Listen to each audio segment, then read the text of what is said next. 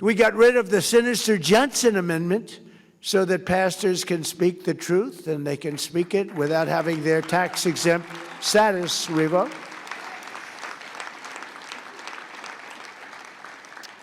I was with a large group of ministers, pastors, priests, rabbis. We had a group of people that were a great group. And I asked them for help. Paula White was there, remember, Trump Tower at the top of the building, beautiful building.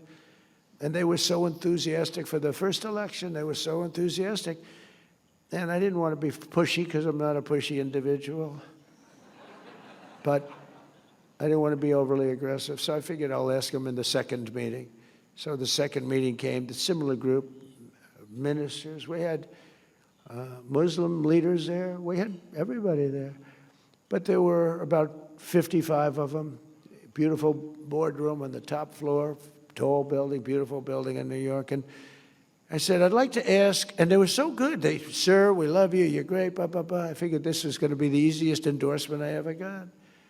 And I said, I'd love to have your endorsement. And it was like ice. It was like death. I said, what the hell? What happened? And I said, could I ask what's going on? You were really nice, and now you've just clammed up, and you're like scared.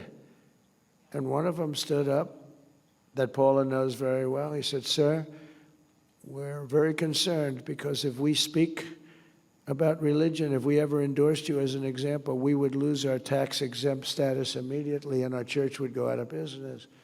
He said, what's that all about? And it was the Johnson Amendment. Lyndon Johnson had a fight with somebody in Dallas or Houston with a minister, and he didn't like him, and they didn't like each other. And the minister thought he was terrible, and I guess he didn't like the minister. And he was a powerful president. He knew how to do things, and he got something passed called the Johnson Amendment, which basically takes away your right of speech. And people like me, and people like a lot of people, they want to hear from ministers. They want to hear from priests. They want to hear from them. And you were restricted from talking about very important things like who to elect.